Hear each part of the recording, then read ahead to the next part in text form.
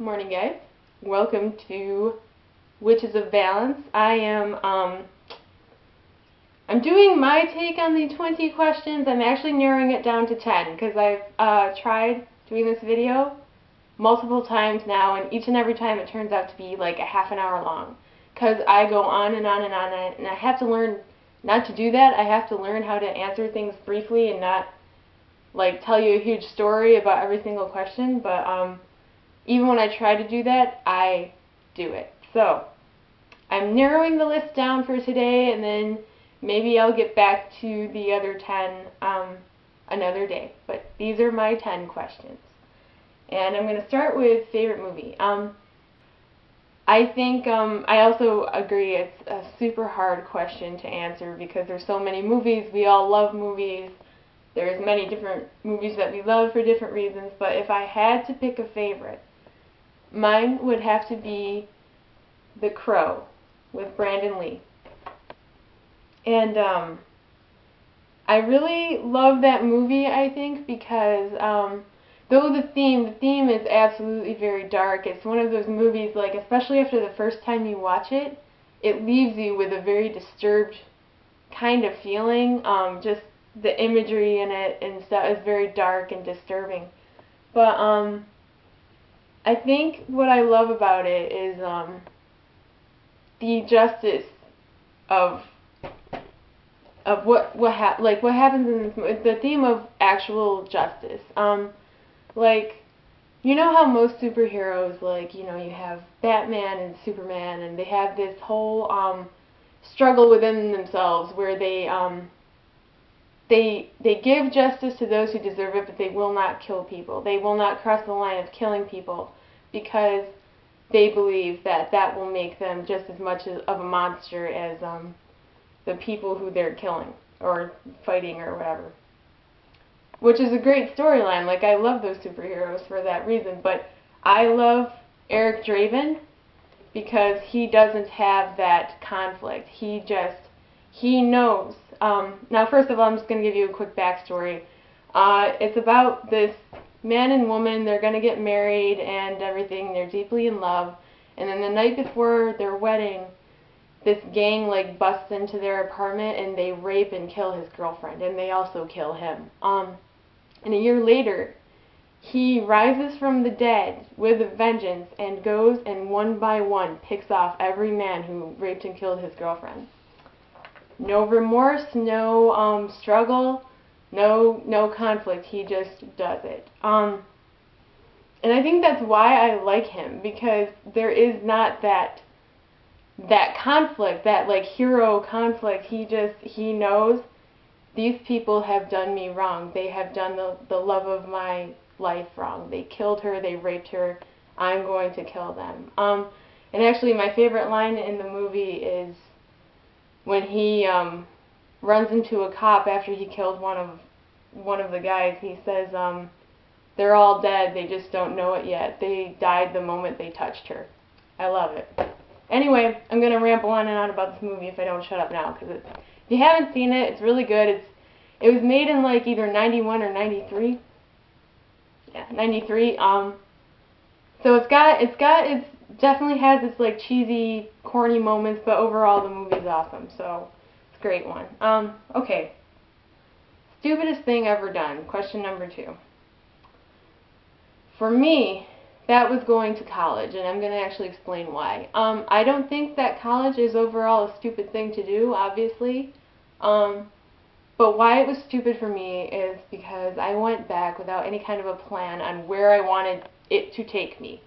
I went back because I thought it was a step I had to take after high school. I took a couple years off, and I thought, okay, I got to get back into school now or else I'll never get back. And that's not true. You know what, guys? School is always going to be there. Go back when you're ready. I didn't. So when I went to school all through that time, I just sort of floated on through. I wasn't even a big partier or anything. Like, it wasn't like I wasted my years partying or anything, because I didn't really do that. But I never had a plan of what I wanted to do, what I wanted to accomplish. I don't think I really fully used my resources there that would help me after I got out. I didn't even get scholarships or anything. I just blindly went back. I went, can't remember if I said this already or not, but I went for creative writing because I love to write and I knew that was something I wanted to do. And you know, some people will say that that's a stupid move or whatever in and of itself. I don't think so. I think you can go to school for whatever you want, but you have to know how to apply it later in life, and I didn't really take the time to do that. Of course, I know the first step is actually writing something, so I got to get on that. I used to write all the time, and now when I try, it's like I can't. So, but you know, I have to get over that and overcome that and tap into my creativity again and do something with it, because that's what I went to school for, and I have to figure it out. But for right now, I'm saddled with all this freaking debt and stuff, and it would have just been better for me if I had waited and planned it out a bit more. So that's, if you take anything from this, guys, if you're a young kid and you're getting out of high school or whatever the case may be, if you're thinking about going back, by all means do it, but wait until you're ready. And also try for some scholarships or grants or something, because if you don't, you're going to struggle big time when you get out. Okay, dirtiest habit. I smoke. I'm not a huge smoker, actually. I'm very proud to say, actually, that I am able to smoke without being addicted to it. I pick it up and drop it off whenever I feel like it. Usually, like, if I buy a pack of smoke, it's because I'm going to a bonfire, a party, or whatever, something, and I'll bring smokes along. But I do have my times. I think I'm mentioning it now because I am going through one of those times where I tend to smoke more than usual. And it is absolutely a dirty, nasty habit. It makes you stink, you know, it makes your teeth feel weird. It's icky. So, number 4, fashion blunders you hate. I guess this wouldn't be so much of a fashion as it is, I think, a type of style more. I guess. But you ever see those people, and I guess what made me think of it is at work I saw somebody like this yesterday. Those kind of older people who try to dress like they're young. Now, to give the example, this was like she had to be at least 60. She had on this long red wig and this halter top little dress that was like bright pink, bright red lips. This woman looked awful.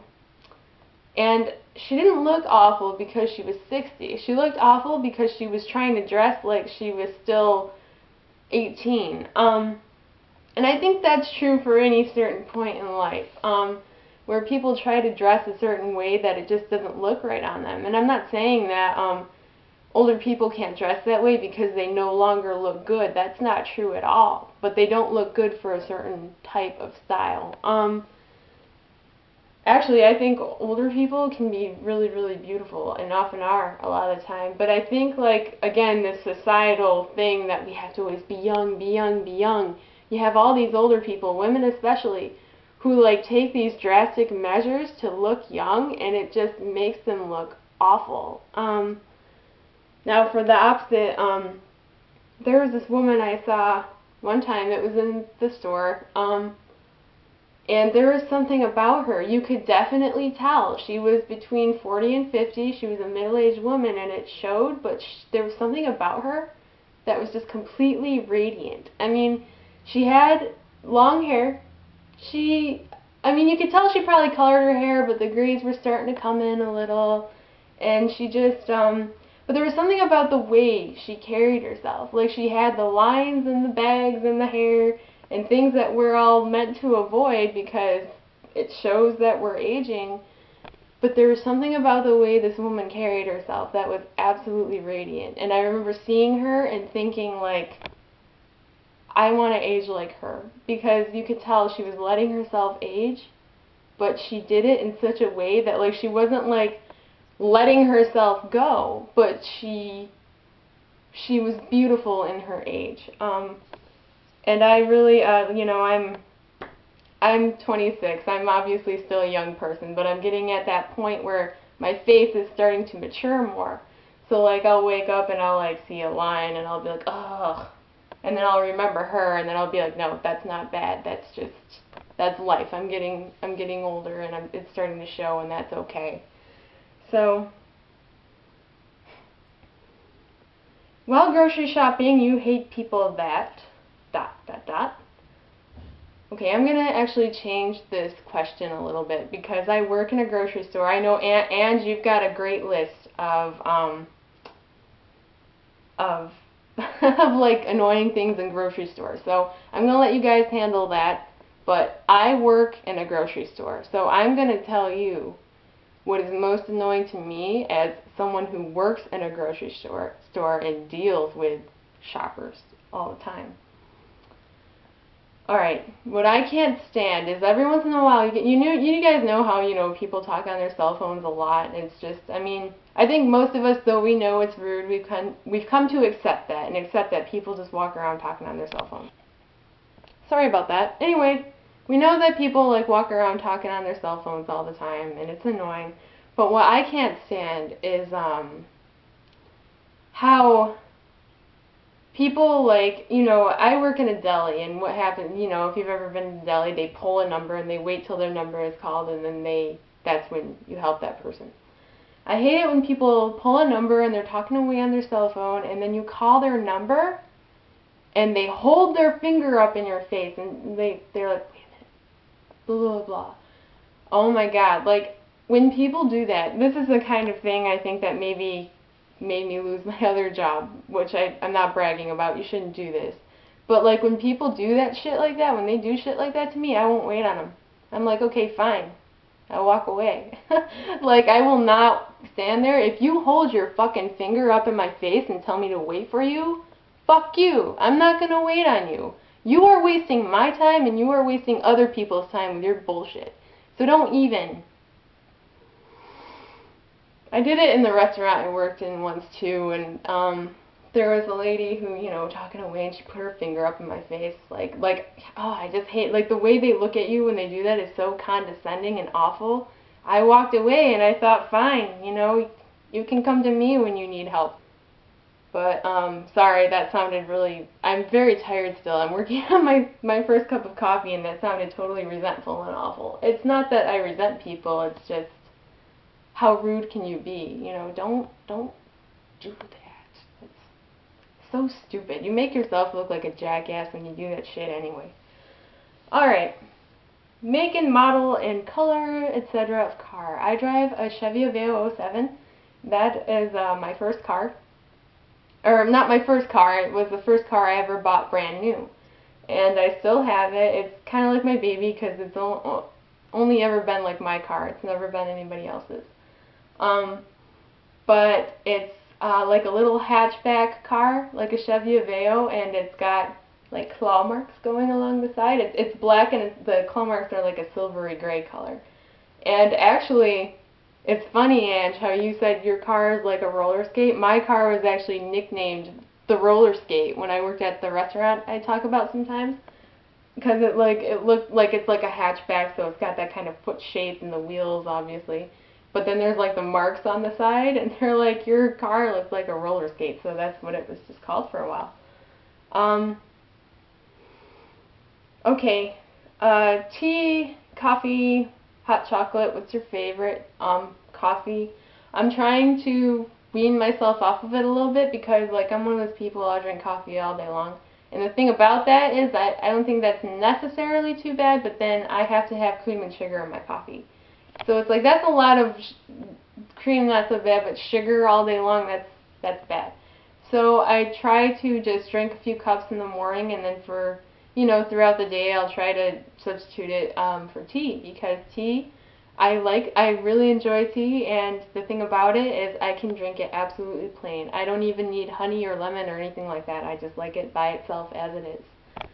So, the last question, I jotted this down. I can't remember if this is a celebrity question or just in general, but who would you have sex with?